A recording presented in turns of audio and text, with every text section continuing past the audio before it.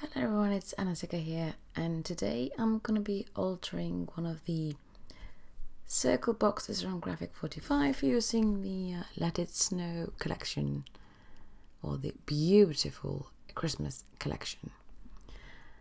Now I am basically starting off by flipping through my pattern paper and seeing which papers I want to use on my project.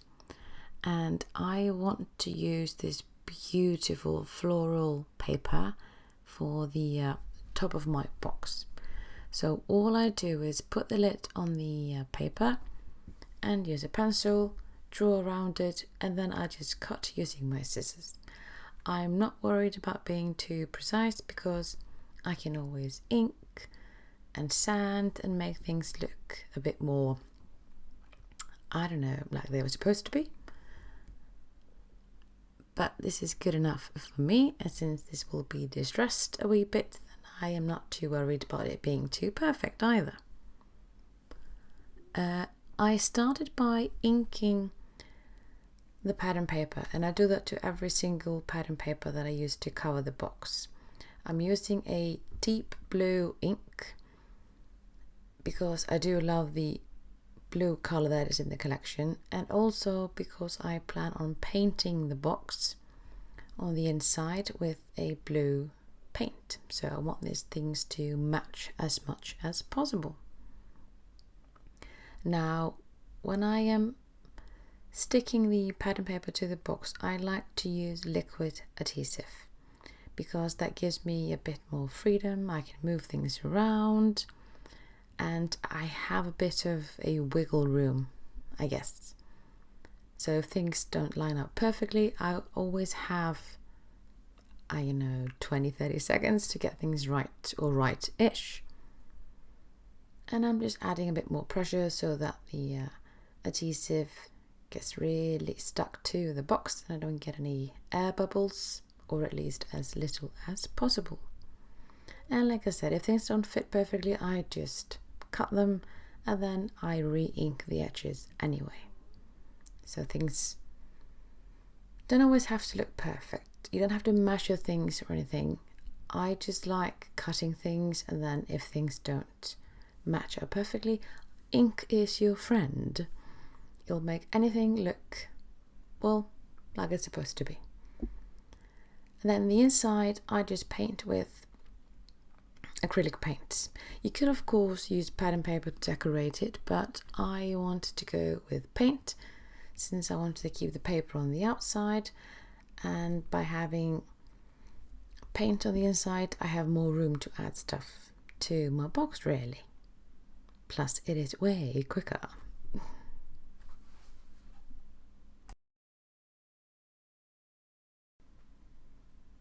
And now I have covered the bottom of the box, both at the very bottom and on the sides. And again, I am not measuring precisely. I just use a ruler to see the width of the box that I'm using. And then I just cut the pattern paper down to size so that it almost covers the whole thing. And I ink the edges of each and every pattern paper so that they all have the same definitions, I guess. And again, in this case, I'm still using liquid adhesive because that gives me wiggle room, and it is very easy to manipulate liquid glue when you're handling things that might be odd shaped, or in this case, a round shape. So that I use the liquid glue and my hands just to make things work for me and cover everything. And now of course 12 inches are not enough to cover the whole box, so I just cut another piece of pattern paper, and I'm not, like I said, I'm not being too precise that they look like they're a whole piece. It doesn't matter to me. I just continue that it looks full-ish, I guess.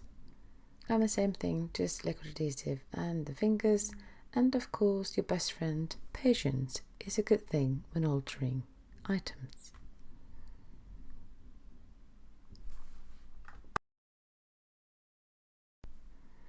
I also wanted to add a bit more blue to the whole box itself, so I used the smallest one of the blue ribbons to add a bit more shine to the box.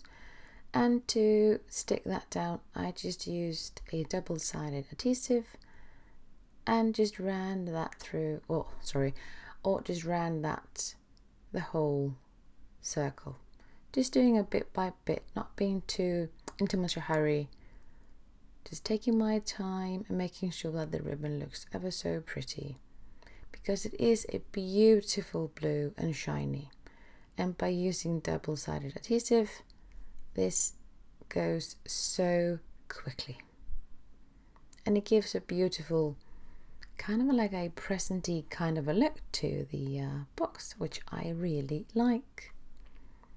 And then I just make sure that these are actually fine and that things aren't snagging onto anything else, and then I can actually open it again, which is always a good thing. And now I want to decorate the top. I'm using these beautiful die cuts, but I want to give them a bit more dimension really. Now these are flat, these are beautiful as they are, but I'm using a bone folder to score a line, and I do this to the flowers that I use and the leaves as well. So I score a little line for each and every petal, and I do that for every leaf as well, because that is going to help me manipulate these petals later on. So I'm not cutting into them, I'm just scoring them a little bit. So by doing that, I will have, or it will assist me in making it a bit more 3D like. So all I have to do next is to hold that little bone fold in the middle and then just squish, and that gives the petal a wee bit more shape. And since it is paper, it is very forgiving and it's easy to manipulate when you've done the score line beforehand, so it's easier for you to do. And like I said, I do that to the leaves and everything, just to give a bit more dimension.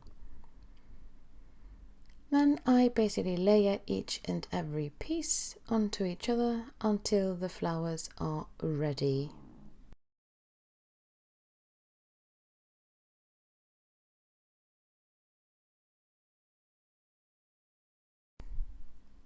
Now that I have added foam tape to my chipboard piece, which is the focal point of the lid, I just adhere that in place, and all I have to do now is to stick the flowers and the leaves where I want them to.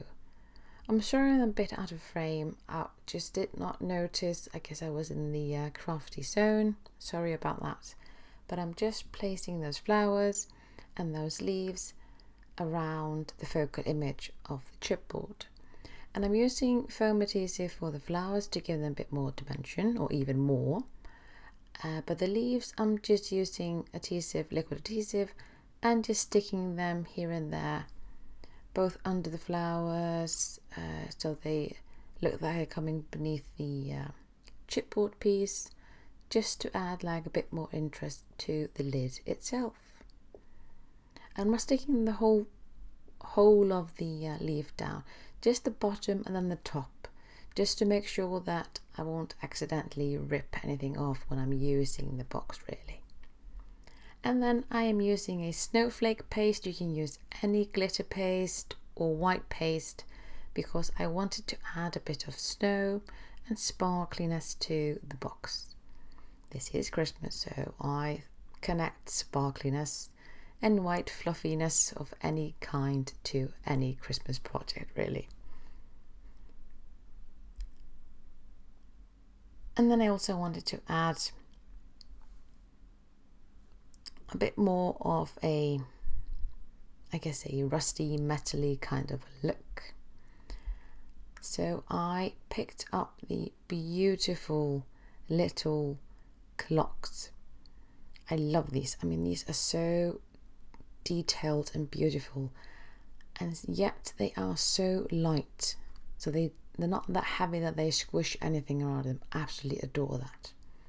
So I decided to put those in the center of the flowers because, well, they just look so nice. And to make sure that everything is in the similar space really, I added a bit of paste to the clocks as well to give them even more dimension and yes, sparkliness, because metal can sparkle all over. At least I believe that. And that is basically my box finished. But then I figured, no, I need a bit more sparkliness. So I just pulled a bit of sequin mix from my stash and just drizzled it over the paste while it was still wet, so it would actually stick to it. So I added a bit of snowflakes and sparkliness just because I could. And that is the box ready. I really hope you like this little quick step-by-step or tutorial, and I would love to see your own altered items, because well, I just love anything Christmassy and anything altered. So thank you so much for watching. Bye.